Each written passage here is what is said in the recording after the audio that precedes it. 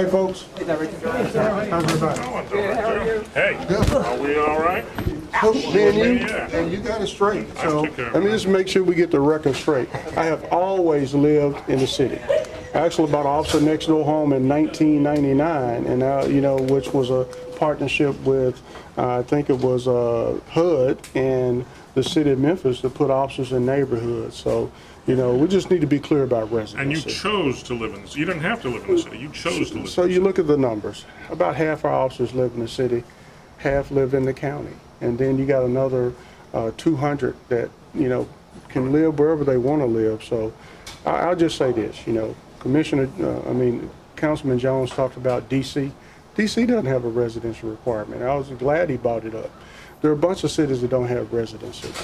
Nobody has ever asked me, outside of you, in the 29 years where I live at, because nobody cares. When they call 911, they want good quality police service.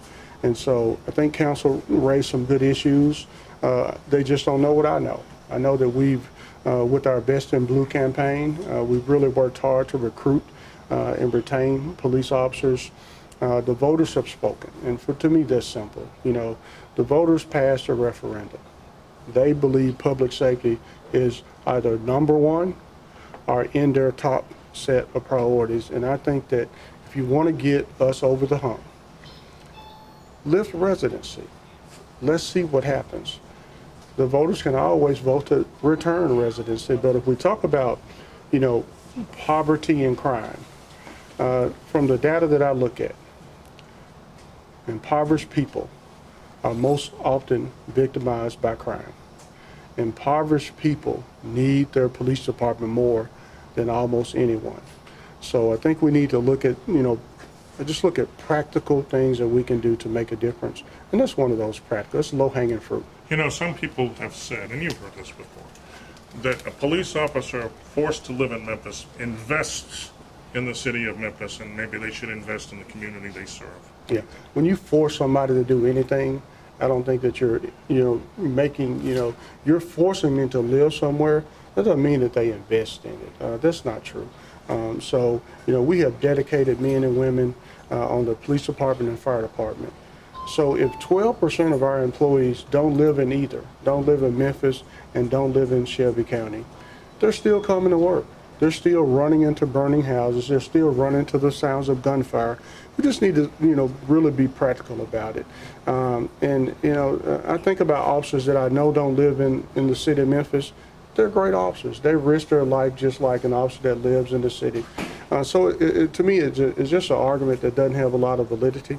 And I hope that people really think about it. And if you really want to move Memphis to the next level, then we have to get crime down. We have to hire more police officers. I hadn't met anyone that, well, there's a couple of people that want to debate and say that, you know, we have enough police officers. Ask them to come hang out with me for one day, and I'll take them all over the city, from Orange Bound to Binghamton to East Memphis to South Memphis. And people are saying, Director, we want to see more police officers. I can't make more police officers. I have to hire them. I have to train them. I have to recruit them. And I have to retain these outstanding public servants that we have. Director, one other thing you mentioned, $700,000 that's been spent with respect to the interstate shootings. Just talk about that. Is that coming out of the overtime budget? And yeah, it's coming out of the overtime budget. So I cannot make more police officers. So if I'm down police officers, I have to hire officers on overtime to do that. And so I want y'all to think about something. You know, and I think the last time I looked at it, 78 million people travel through our interstate system every single year.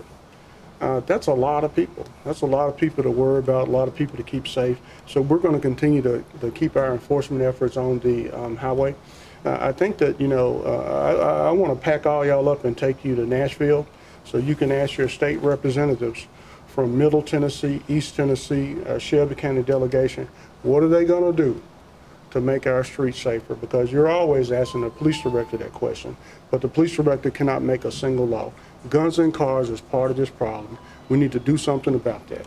But we need police officers today. I can't wait on a law change. I need to hire as many police officers as we can. We need to continue to hire firefighters and paramedics, dispatchers. It really impacts what level of service we can deliver.